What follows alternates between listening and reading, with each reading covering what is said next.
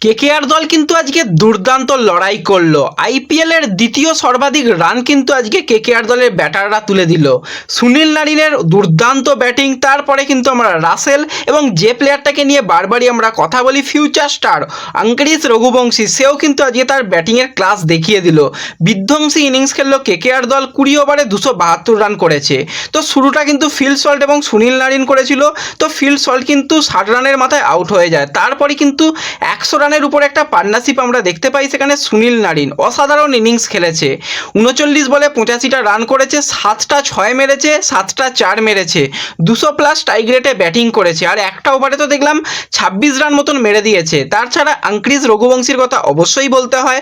27 বলে 54 রানের বিধ্বংসী ইনিংস খেলেছে। সে কিন্তু 5টা 4 এবং 3টে 6 মারতে দেখা গেছে এবং কি ক্লাসিক ব্যাটিং, দুর্দান্ত ব্যাটিং হচ্ছিল।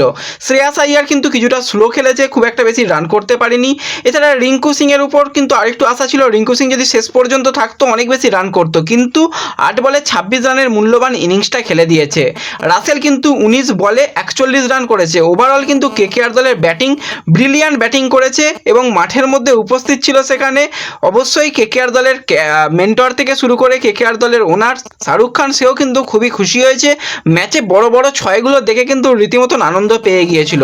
তো একটা সময় মনে হচ্ছিল কেকেআর দল কিন্তু আরও অনেক বেশি রান করে ফেলবে, আইপিএল এর সর্বাধিক রান হয়তো করে ফেলতে পারে, 300+ স্কোর। কিন্তু কিছুটা হলেও সেই জায়গাটা একটুখানি খেলাটা স্লো হয়েছিল শ্রেয়াস আইয়ার আসার পর, তা নাহলে কিন্তু রান আরও হয়ে যেত। তো শেষের দিকে ভেঙ্কটেশ, সে কিন্তু 2টো বল খেলেছে, 5টা রান করেছে। রামানদীপেরও ব্যাটটা খুব একটা চলেনি, তা নাহলে কিন্তু রান আরও বেশি হতো। তো জবাবে কিন্তু কেকেআর দল বল করতে এসেই কিন্তু দুর্দান্ত বোলিং করেছে, পরপর কিন্তু উইকেট তুলে নিয়েছে। পৃথ্বী শাও, সে কিন্তু খুব তাড়াতাড়ি আউট হয়ে যায়। তারপরে মিচেল মার্শ পরপর আউট হয়ে যায়, পরপর 4টে উইকেট পড়ে গিয়ে যথেষ্ট চাপে পড়ে গিয়েছিল। ঋষভ পান্ট কিন্তু কিছুটা খেলা ধরেছে এবং ঋষভ পান্ট কিন্তু বেশ ভালো ব্যাটিং করেছে। 25 বলে 55 রানের একটা ভালো ইনিংস খেলেছে। ট্রিস্টান স্টাফও কিন্তু বেশ ভালোই কিন্তু আজকে ব্যাটিং করেছে। কিন্তু ওভারঅল কেকেআর দল যেরকম টার্গেট দিয়েছিল, যেরকম রান দিয়েছিল বা রান করেছিল, সেই রানকে তাড়া করতে গিয়ে পরপর উইকেট হারিয়ে ফেলায় দিল্লি যথেষ্ট চাপে পড়ে যায় এবং দিল্লি কিন্তু ম্যাচটা জিততে পারেনি। বড় ব্যবধানে কিন্তু কেকেআর দল ম্যাচটা জিতে গেল। তো ওভারঅল কিন্তু দুর্দান্ত আমরা একটা ম্যাচ দেখলাম নাকি হাইলাইটস দেখলাম তো বোঝা গেল না। তোমরা কতটা ম্যাচ এনজয় করেছো কমেন্টে জানিও। আর ভিডিও ভালো লাগলে ভিডিওতে লাইক করে দিও। চ্যানেলে প্রথমবার এলে চ্যানেলটাকে সাবস্ক্রাইব করে দিও। ফেসবুক পেজ থেকে ভিডিও দেখলে ফেসবুক পেজটাকে ফলো করে নিও এবং ভিডিও একটু সকলের সঙ্গে শেয়ার করে দিও। তো দেখা হচ্ছে পরবর্তী ভিডিওতে। ধন্যবাদ।